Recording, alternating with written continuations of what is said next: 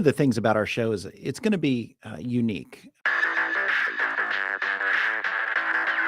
You are what you do. You can say any amount of things that you want to say, but what you do is what everybody sees. People are like, oh, I'm just going to JV it.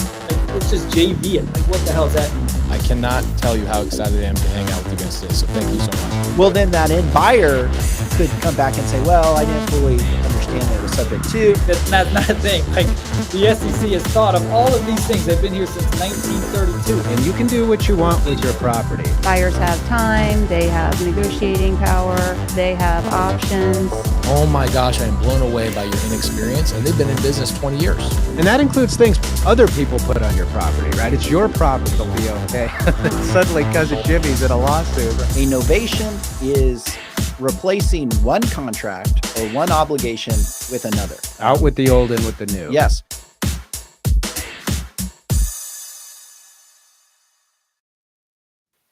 Hey, everybody, welcome to the show. Today we're talking about closing complex subject to transactions. I'm Andy Fowler, and I'm here with Sean St. Clair. If you're new to the show, make sure to like our channel and subscribe. You can find us on YouTube, Facebook, and X. On each of those platforms, you can find us at the handle @InRem Podcast. That is @InRem Podcast. You can also download an audio version of the show on Spotify, Apple, or other podcast platforms. Go there, leave us a review, a like. We'd really appreciate it. With that, we're going to go to Sean, who has our legal update. Thank you, Andy. So for my legal update today, I'm going to talk about an issue that I see coming up over and over and over again with our investor clients, which is the need for an operating agreement for Wyoming or Delaware LLCs. So as our firm represents a lot of investors, a lot of these investors want to have anonymity. And so they go and they form LLCs in Wyoming or Delaware. They don't generally do it themselves. They pay some third-party service who assists them with it. And, then they think, okay, great. We have this Wyoming or Delaware LLC. We have anonymity. I've mentioned before on prior episodes that I'm not a huge fan or of anonymity. I think it does have its purpose for certain circumstances, but it's really not necessary for true asset protection.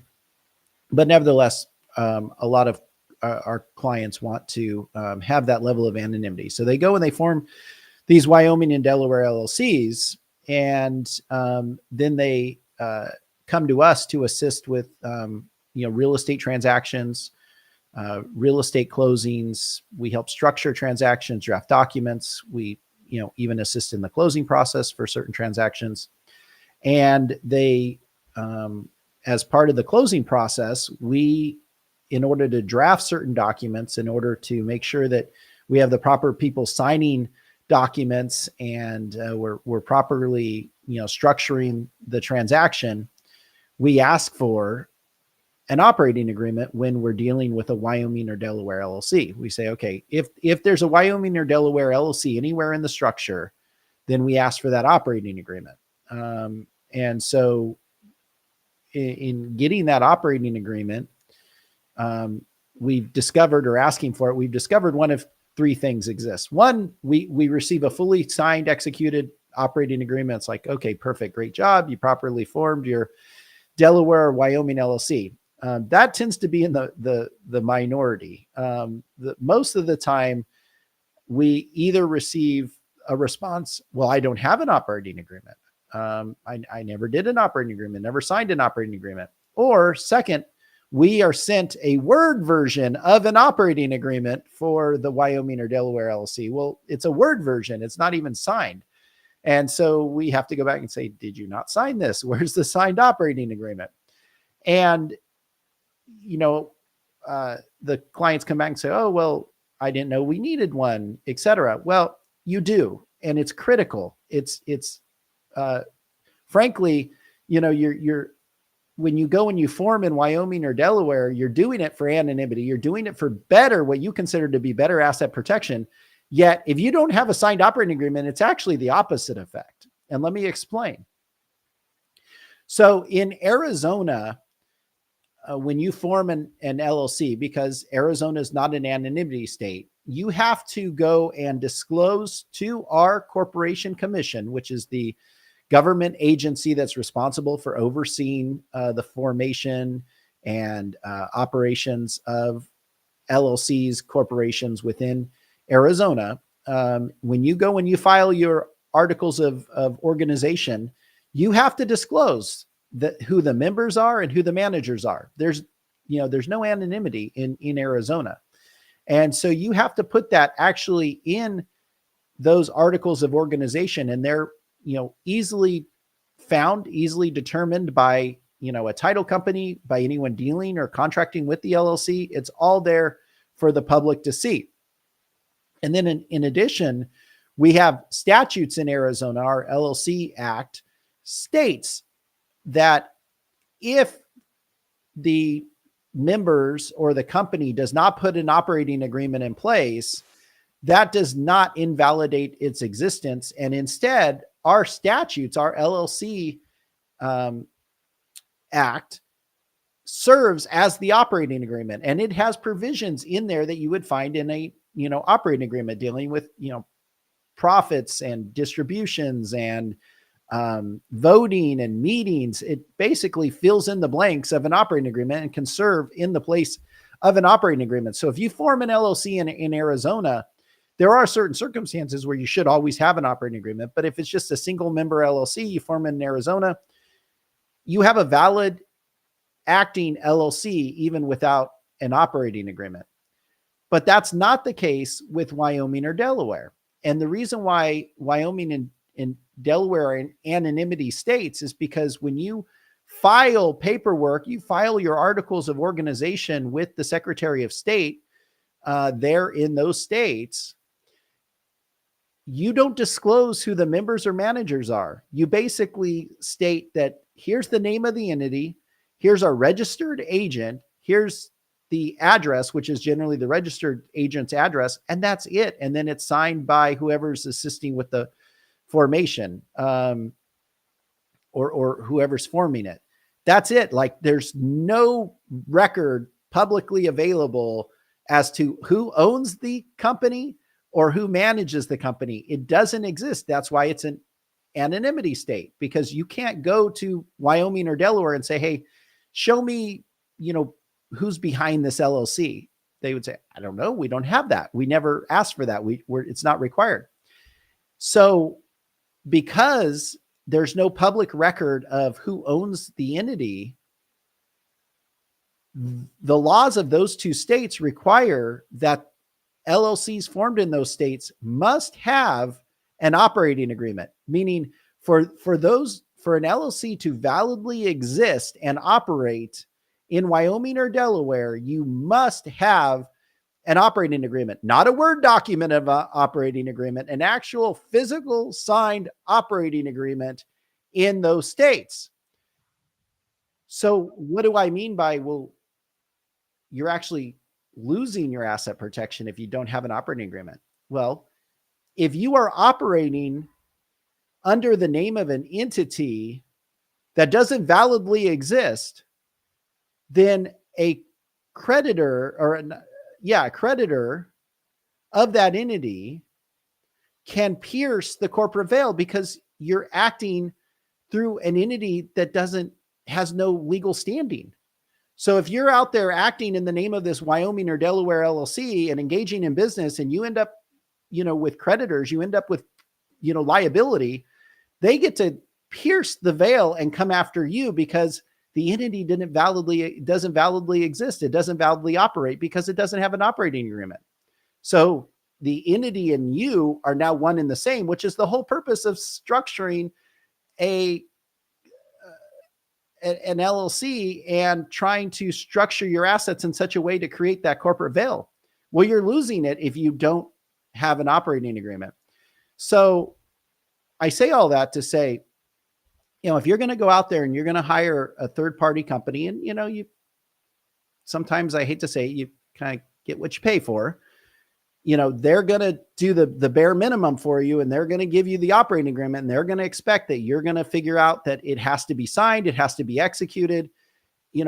they're not going to hold your hand. They're not going to send it to you by DocuSign. They're not going to take the steps to get you to sign it and say, hey, look, before we even form this, let's put an operating agreement. That's what we do on our Wyoming and Delaware LLCs. We don't form them until we have the signed operating agreement, because we don't want to risk the back end of the transaction where there isn't one because the client neglected to ever sign, but then goes out and starts operating in the name of the LLC. So we start first with the operating agreement. And then once the operating agreement's signed, then we go and we form the entity, because we know now that we've established its proper legal standing.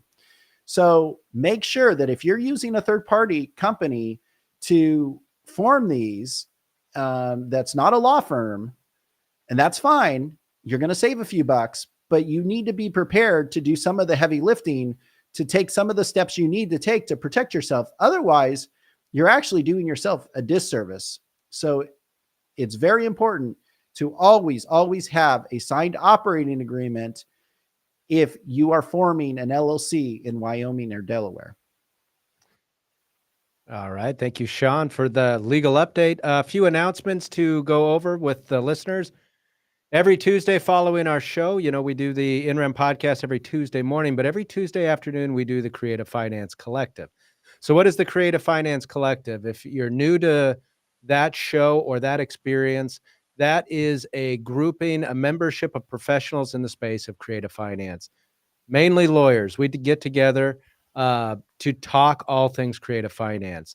And the lawyers that appear on this appear from a variety of different jurisdictions, anywhere from Arizona, California, Colorado. We've had Ohio, Alabama, Georgia, Texas, from all over the place. We talk about what the laws look like in those states, what changes we're seeing, what the economic macro environment looks like. And mainly we're also there to answer questions. So this is your opportunity to engage with attorneys in the space of creative finance. And full disclosure, there's not a lot of them. And we've tried to bring them onto this to be here to answer your questions. So we're on for max an hour, but we're really on for as long as we get questions. So it's really vital for you, the listener, to be there and participate and engage and ask those questions. We like to get them. We know the lawyers like to get them, and it gives us a chance to discuss complex issues as it's facing lawyers in the space, but as it's facing investors as well. So make sure to be a part of that. 2 p.m. Arizona time, the collective. You can find it on YouTube, Facebook, and X. With that, if you have any questions on today's episode, make sure to post those in the chat. We're going to try to get to those in the final 15 minutes of the show. But if you're thinking about it now, or you think about it as we're addressing a question, then feel free to post that in the chat, and we'll address that, like I said, in the final 15 minutes of the show. All right. So we today are talking about complex or closing complex subject to transactions. Now, that might sound interesting in the sense that a subject to transaction, almost by definition, some might consider a complex transaction, but I guess, Sean, correct me if I'm wrong, we've been doing this long enough that there might be kind of a garden variety subject to transaction. Yeah. And then there might be ones that are fraught with a lot of difficulties that present problems of closing, right? Yeah. And, and Eileen, can answer this as well, and maybe even better than I can. But for me, a garden variety subject to transaction would be, you have a conventional loan, no FHA, no VA. Let's just say I'm the buyer. I go and I enter into a contract. I say I'm going to take it subject to.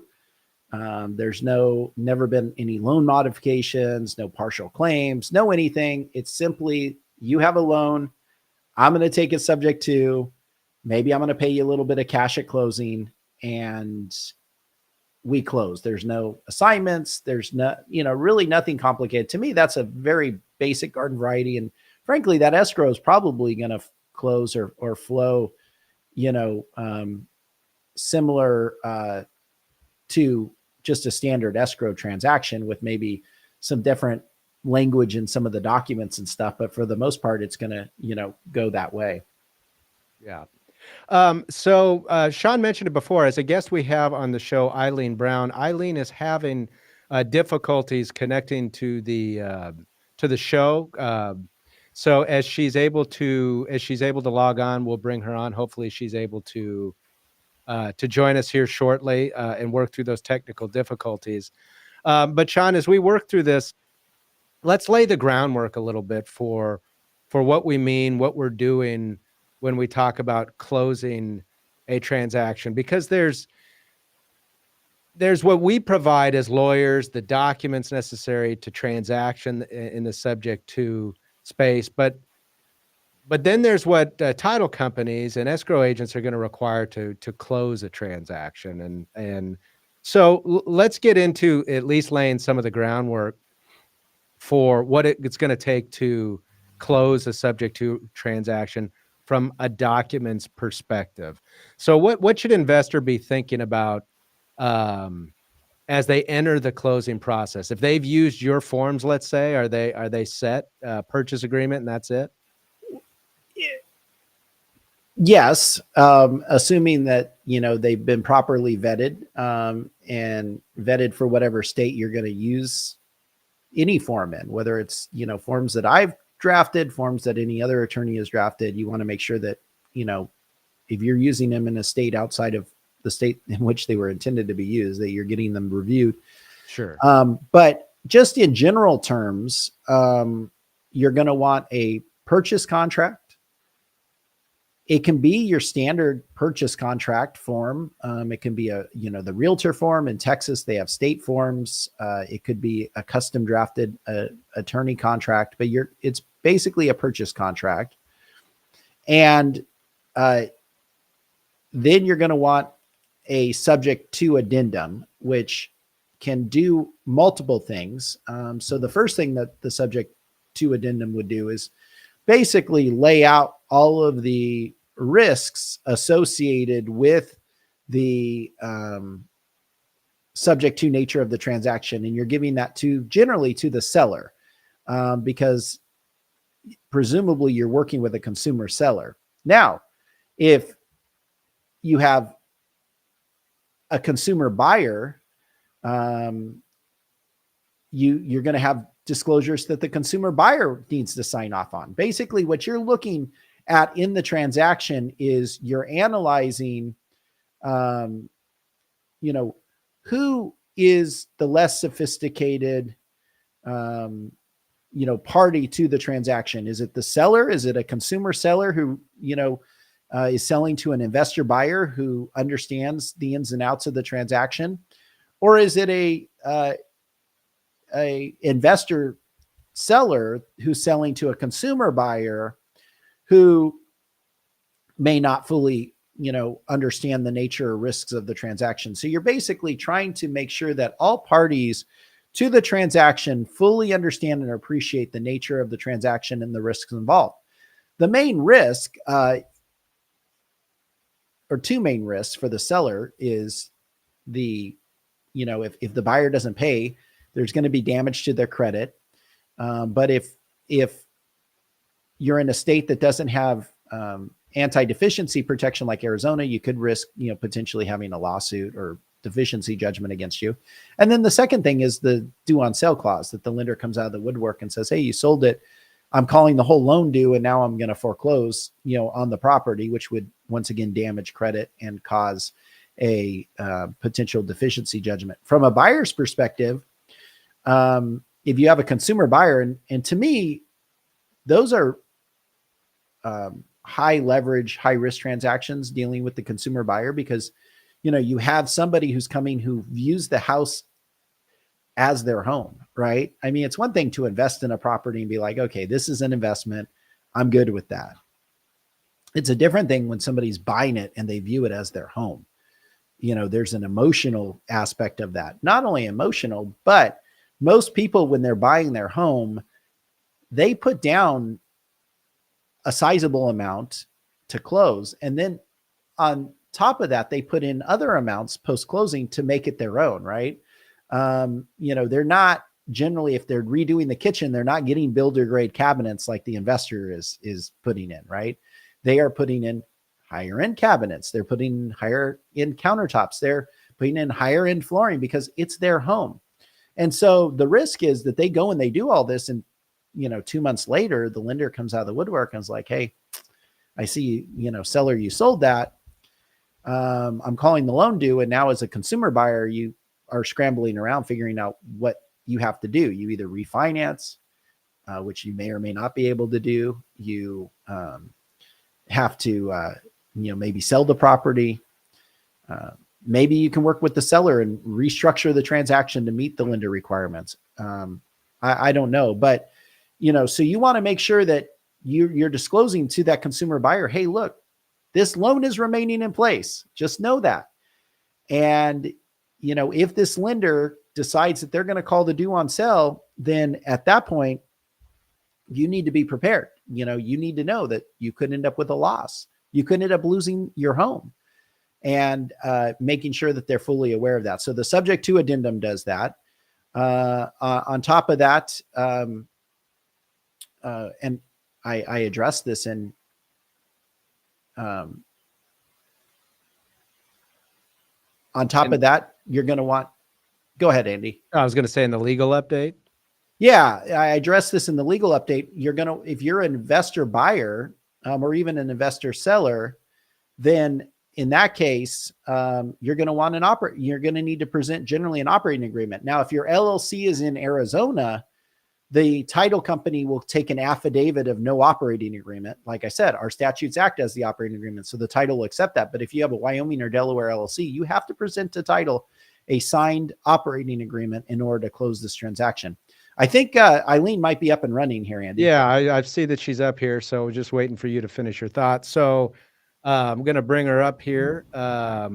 Eileen, welcome to the show. Thanks so much for being with us. Can you hear us okay? I can hear you fine. Can you hear me? Oh, yeah, loud and Yay! clear. Woo! Yeah, we got you. We're living in the world of technology, and sometimes it's awesome and sometimes it's not. Eileen, thanks so much for being with us. We want to tell our guests and introduce you to our listeners. So tell us a little bit about what you do. I know you're an escrow officer with American Title Service Agency. So give us your background, how you got into doing what you do. Well, a very long time ago, 52 years, I decided I needed to get out of the cold of Nebraska and came down with my sister on vacation for a week, found a job, and flew back on Friday, packed my car on Saturday, drove down on Sunday, started work on Monday, and I went to work for a real estate company.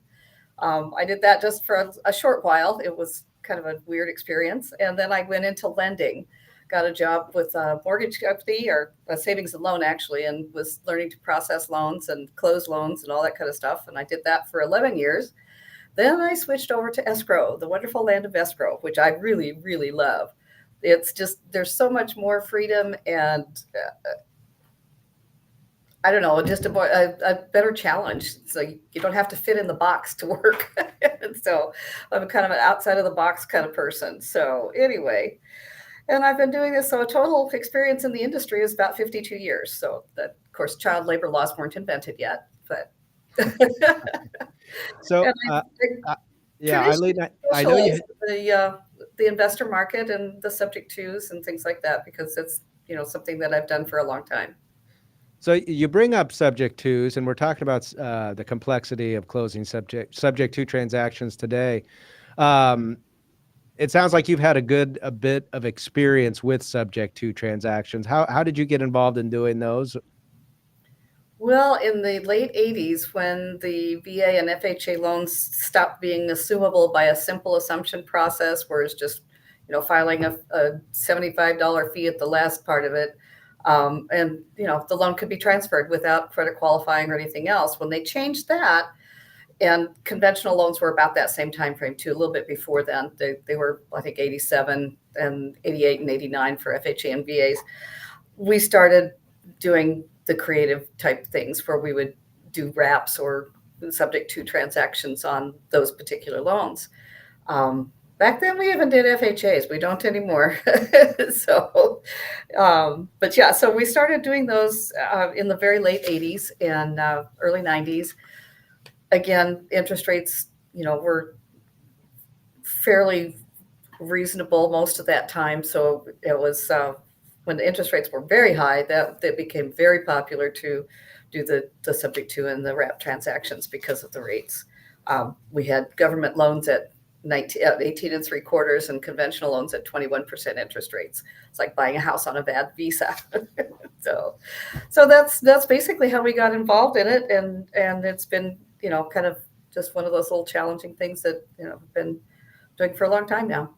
Well, I like the story and I like the history behind that, because there's a common, I think, misconception, especially with investors who are just getting into this, or have followed a guru online and they've heard some new sexy term that's just referring to wraps or something else, and they think this is a new thing that we've come up with, that some folks have just come up with, and the professionals in the space have been doing these types of transactions for some time. That's the reality.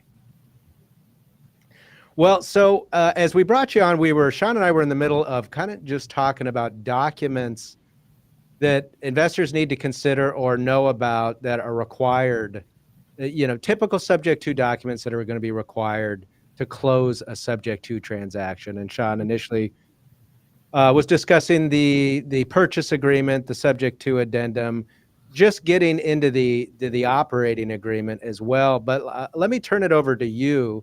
And we've got a few to discuss, but from a title perspective, what would you identify as really the kind of the necessary core documents that an investor should be prepared and be aware of to close a subject to transaction?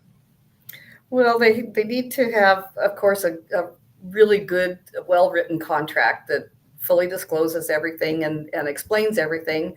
And it has contact information for the buyer and the seller, addresses, phone numbers, email addresses, things like that.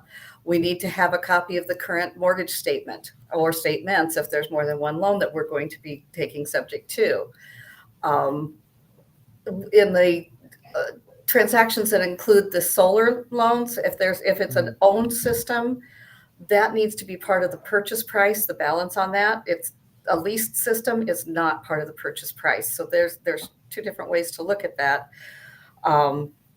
The subject to addendums are very important because that's got all of the disclosures. Everybody's been explained thoroughly that this is going to have some issues for people and it just helps them understand, especially the sellers who are usually unsophisticated with these kinds of transactions, because they've not been exposed to them. And so that answers a lot of their questions and things like that. We almost always, I get a payoff statement from the underlying lender too, just to make sure that we don't have an issue with any deferred principal balances. If the loan was modified at any point in the past, there could be a deferred principal balance due on it and things like that. We don't want that to come up for our buyer clients, 3 years down the road when they go to sell that property, they find out they owe another $50,000. It's like, no, that's not a good idea. The operating agreement Sean has done a marvelous job of explaining the necessity for that operating agreement. We cannot be dealing with anonymous people in a real estate transaction. It just doesn't work. So anyway, we have to have those operating agreements, and they do need to be signed. And it's amazing how many of them I get that are not signed. Mm-hmm. And I have to send them back and say, you need to sign this before it's valid. So please do. And anyway, so we get a lot of that. But the current loan statement is usually has enough information on it that I can almost completely set it up. If they do have those deferred balances for modifications and things like that, then it's another discussion with all the parties.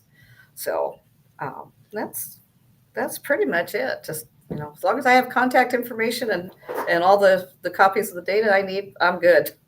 So Eileen, I'm curious because one of the issues that I see on a regular basis, and you mentioned the consumer seller and making sure that the consumer seller is fully aware of this.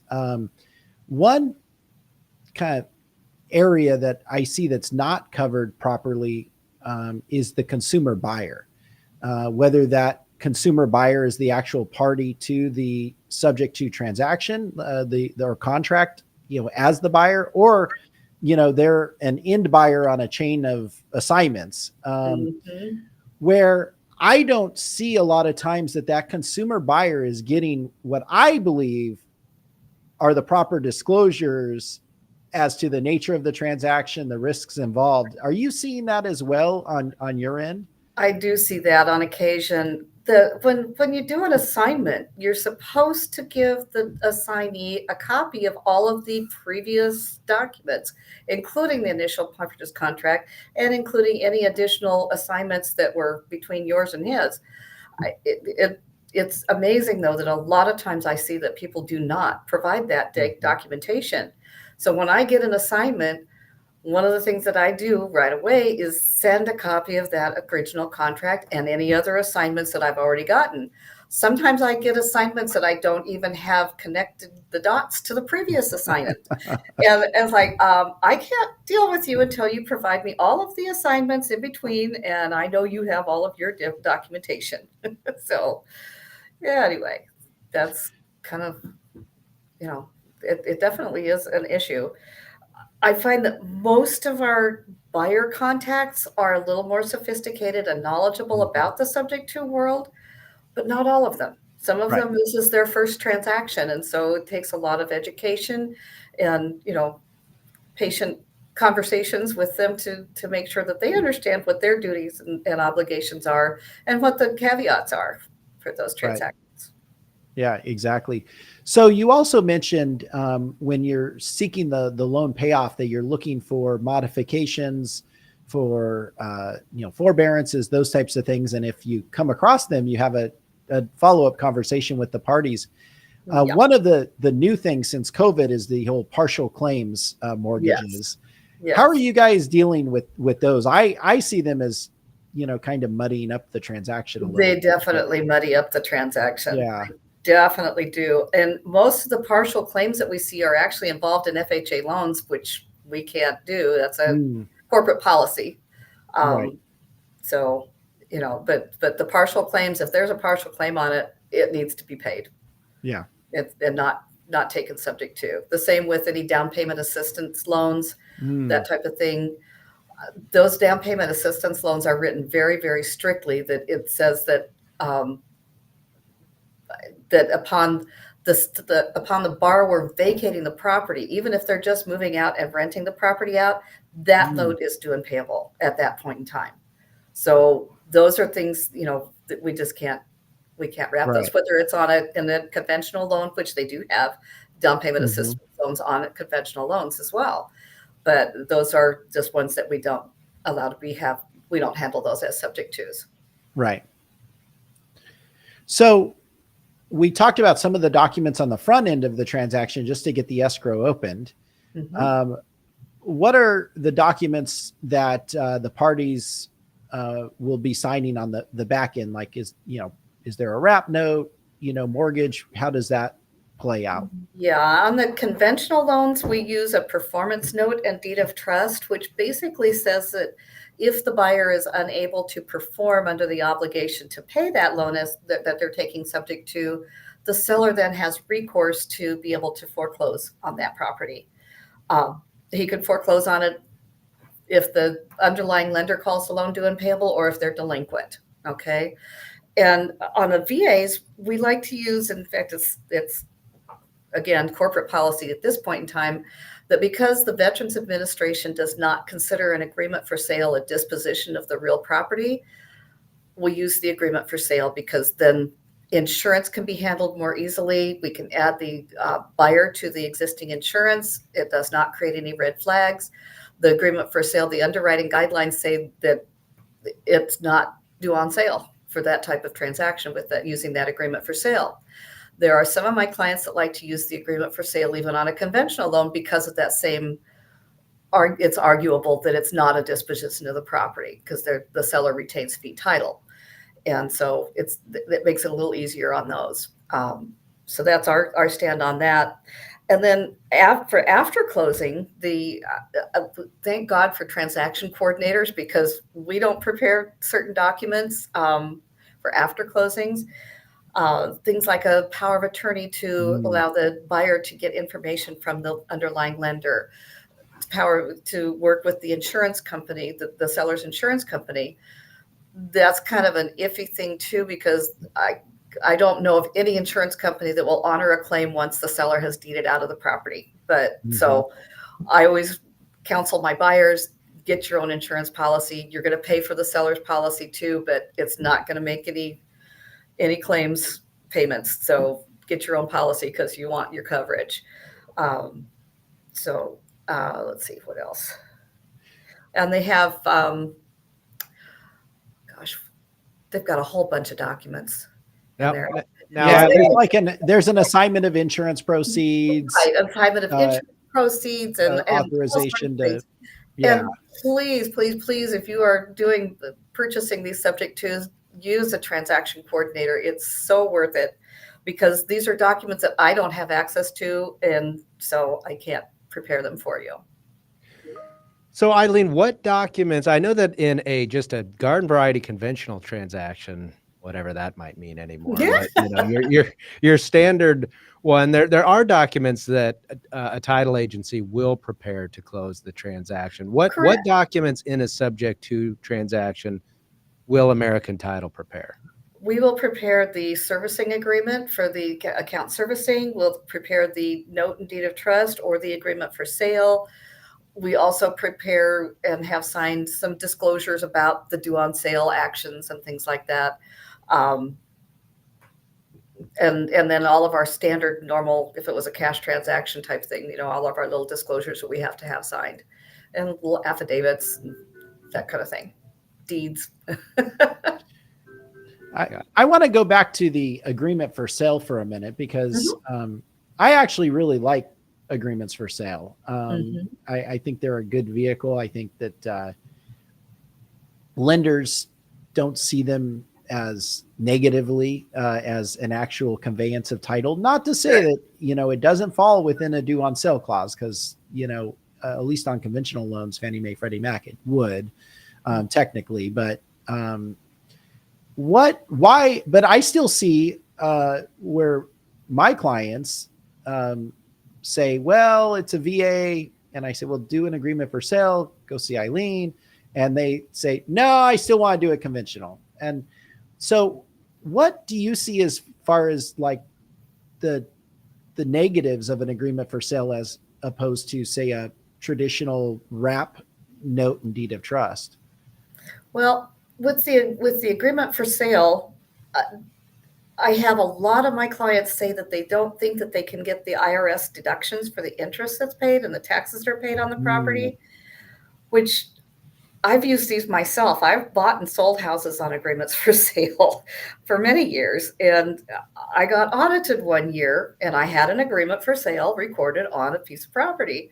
And when they audited me, they said, you can deduct the interest because you have this recorded agreement. And so that's to me is just not a really valid argument not to use an agreement for sale. We do occasionally find a lender that does not want to handle a loan for either a refinance or for the resale of the property to a consumer where there's not fee title owned, ownership by the seller. I see that once in a while. Wells Fargo is a big one that does that. They will not process a loan for a person who's buying a property from someone who has equitable interest in it, which is just bizarre, but that's their underwriting platform. So and there's probably a couple of others, but I know Wells Fargo is the big one. So it's sometimes they have to go find a different lender rather than one that's using Wells Fargo's platform to be able to do their refinance or their sale and purchase. I have had occasionally when we had an agreement for sale that a borrower or owner that wanted to do a refinance, and we converted it to a note and deed of trust, recorded the payoff deed. Now it's in their name, and it's a consummation of that agreement. So we don't have to wait the 6 month seasoning and that type of thing. So have had that be able to be used in that particular scenario. But that's the biggest issue with using the agreement for sale, and it's very surmountable. You just you just shop the lenders. And so you find one that will not be intimidated or confused by using an agreement for sale ownership. Yeah, and you use the word ownership because I think there's a misconception out there that you are not really the owner. You are the owner for all purposes. The only difference is that instead of the seller having a security in the property by a lien created by a deed of trust or mortgage, their security is holding title. So it's almost like when you buy a car and you leave your title with the lender. Right. It's the same concept for real estate. You own it. You have all rights with respect to that property, everything, but the seller's just holding title back as security for the repayment of the loan. Yep. Yeah. That is absolutely Very interesting. So Eileen, talk to us about, we've talked about documents. I want to get into mistakes that investors make, because that's just fun to talk about. But what are the common mistakes that you see investors make that delay closing on subject to transactions? mostly just not getting their ducks in a row before they come and see me. They don't provide adequate time for us to be able to do our job, especially when we have assignments and multiple assignments. If we have an HOA, we can't order that HOA statement until we have that final buyer.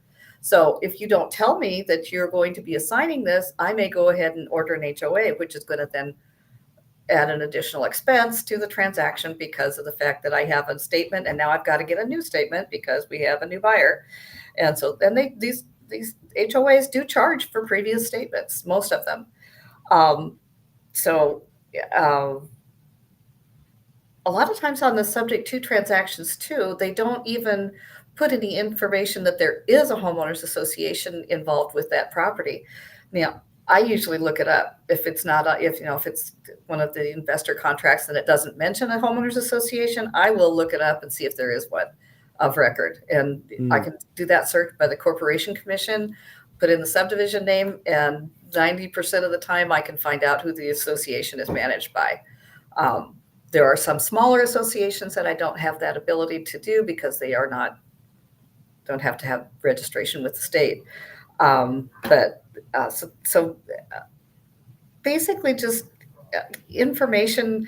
And also some of the things that I see that Arizona has House Bill 2747, which requires investors who are going to be assigning their transactions or flipping them, that they have to disclose that to the seller. And if they don't, the seller can unilaterally cancel the transaction if they find out about it. And so that's one of the things that I see is missing a lot when they're doing these kind of transactions and they do want to assign, is that they fail to make that disclosure to the seller. Have you had circumstances where the seller has used that to cancel? And yes, I have. Oh, I have one right now.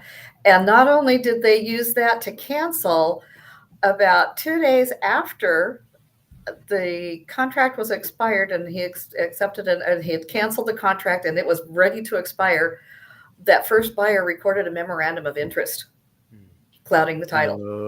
Oh yeah. And so once they record a memorandum of interest, and even though he properly canceled it using the HB 2747, we cannot title insure it because of the fact that just because we know we're right, we would still have to defend our actions in court if this previous buyer pitched a fit and just for a nuisance, and he might have been just able to be a nuisance. It would cost us probably at least $10,000 just to defend our position. So we can't just take that as a carte blanche. Yeah, we don't have to address it. So we have to get a hold of these people and get them to terminate that memorandum and be able to record that termination. Luckily on this one, it has been signed. I don't have the original yet, but hopefully I'll be getting that today or tomorrow. Well, public service announcement. If a seller properly cancels the transaction, even if it's because of a lack of, proper disclosure regarding assignments or wholesaling, you cannot record a memorandum. That technically is a crime, number one. And number two, The minute you do that, it subjects you to $5,000 in statutory damages or triple the actual damages, whichever is greater, plus attorney's fees, plus costs. It's a significant thing. So don't do that. That's just, frankly, it's unethical. It's illegal. And, if you messed up, accept the fact that you didn't put that disclosure in your contract, go see, an attorney or somebody who can, give you the right language and information on how to do it better in the future and move on, but don't go and wrongfully cloud title. That's one of those things that I think just when people do that, it just gives investors and folks working in this space just kind of a bad name, It does. Yeah. It does. And I think it started from them trying to protect themselves because sellers are unsophisticated and they don't understand that when they have a contract with somebody, it's a contract with that person and they can't go out and accept a contract from another person, but they do because there are unethical investors out there that will say, oh, I'll give you 5,000 more than that guy, sign with me. And it's like, he's already under contract. It's like, why would you do something like that? And so I think that they started doing those things to kind of protect their interest. And I don't know, probably on some webinar or seminar somewhere that somebody from someplace else told them they could do that, that it would be a good idea to protect their interest in that contract.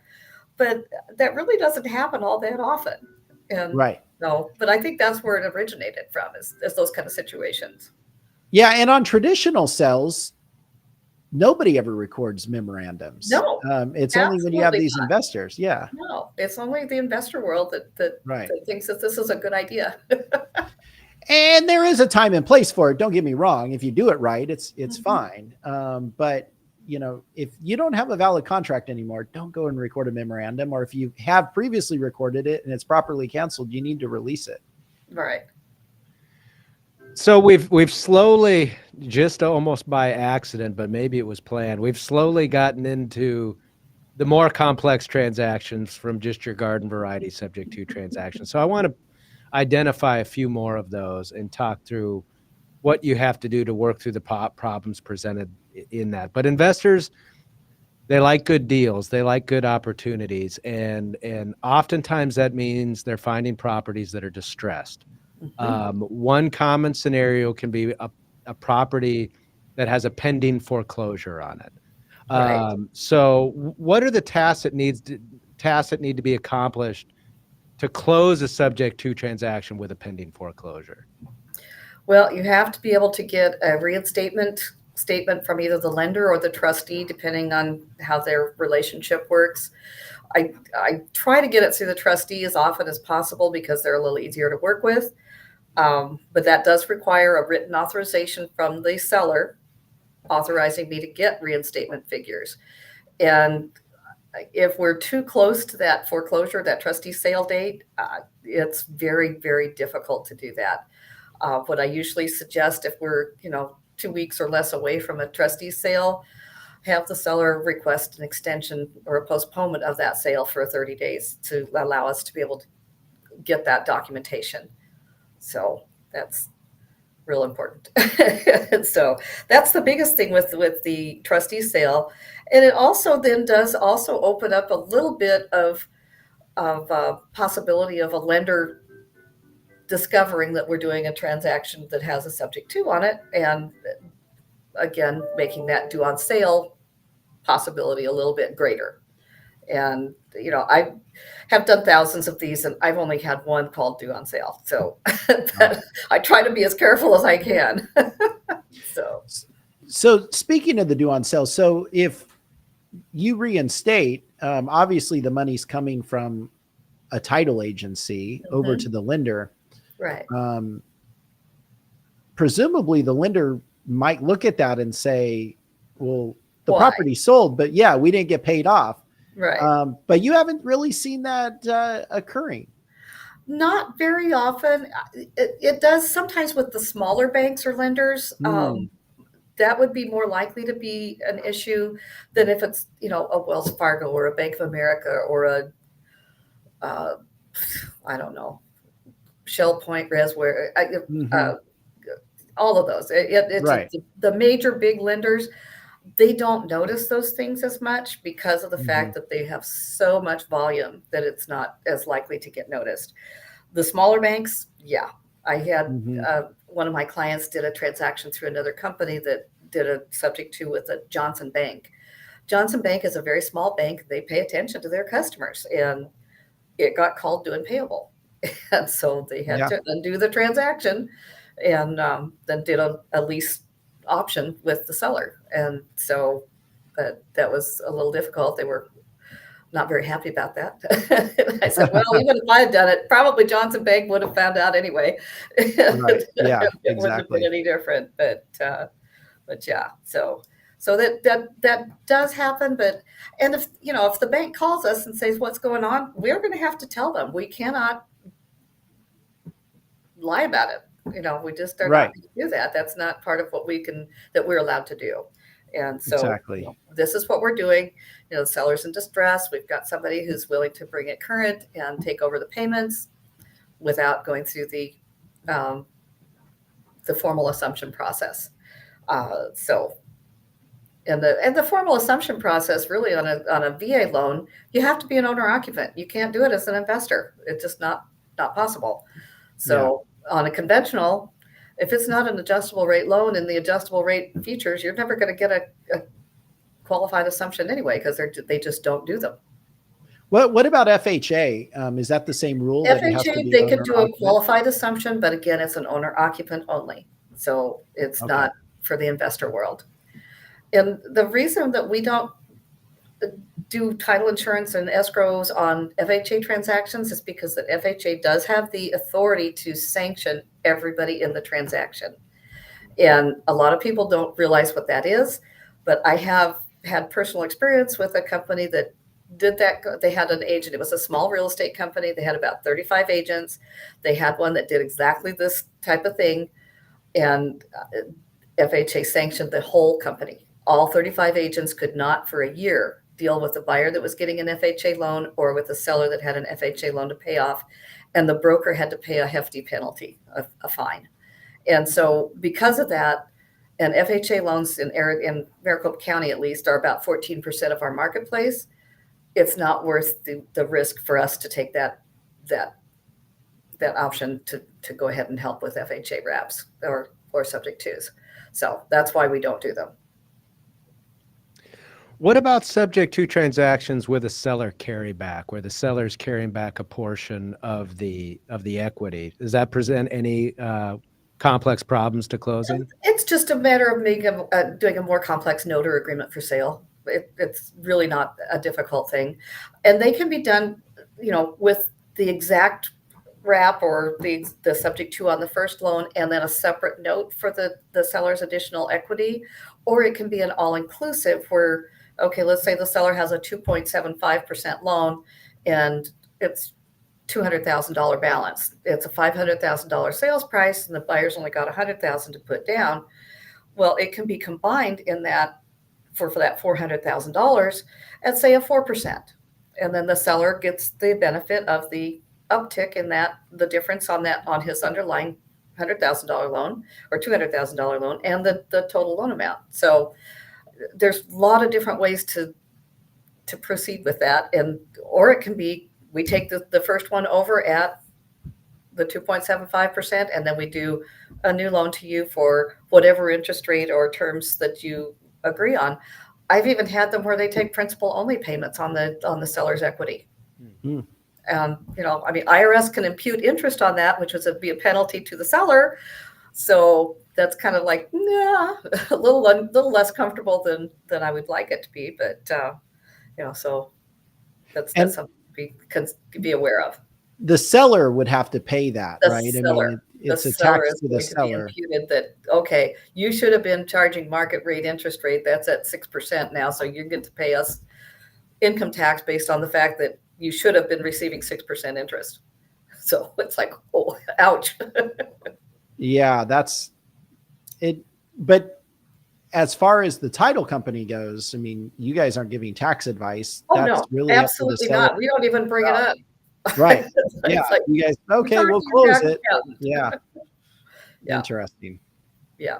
So What about these transactions with just the long list of assignments that come in? You know, the whole daisy chain of assignments, 3, 4 of them. What kind of problems does that present to close?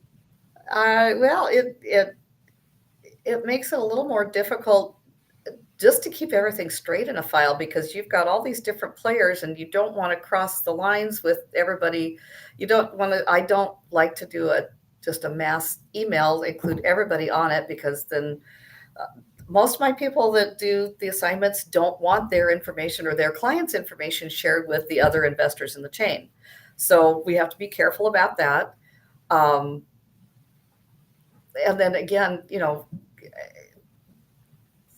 it gets to the point where if it's too awfully lucrative at one of those steps, that it's uncomfortable for me to handle a transaction where the seller is getting, you know, $50,000 and the investor is getting 75. That's to me not very ethical, and I have a hard time handling those kind of transactions. But it also depends on the sales price. If it's it's a $1 million house, it's like 75,000. It's not that bad. So it's not that big a deal. But you know, when we've got a $200,000 transaction and somebody's making a lot of money on it, that's uncomfortable for me, and I can choose not to do it. Escrow agents have the right not to handle a transaction. We don't have to handle one just because somebody wants us to. So we can just resign and say, no, we're not going to do that. So. Well, Eileen, thanks so much for being with us. We appreciate it. We could really spend multiple parts and multiple episodes on problems with closing. So we appreciate you taking the time. Tell our listeners where they can find you and how they can connect with you online. Well, I don't even have social media. I'm too old. It's just terrible. But my email address is ebrown@atsAAZ.com. And my phone number is 602-424-7222. You can reach me there pretty much about 12 hours a day. So. All right. Well, Eileen, thanks so much for being with us. We really appreciate it, and I look forward to doing it with you again. Okay. Well, thank you very much, guys. All right. Appreciate you. Day. Hey, all right. Andy, before we go, sure. We there were some questions and we neglected to get to them, and that's what happens with it's okay. We'll do them on the collective today.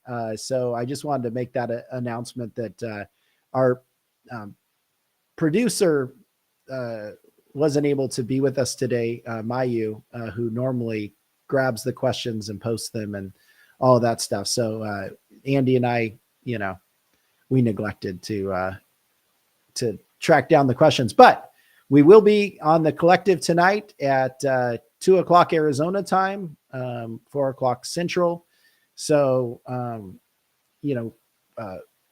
we'll take down these questions and we'll make sure to answer them the first part of the show. So tune in for the collective. All right. With that, everybody, thanks so much. Join us next week, and then join us at 2 p.m. today for the collective. We'll see you next week. Have a good day, everyone.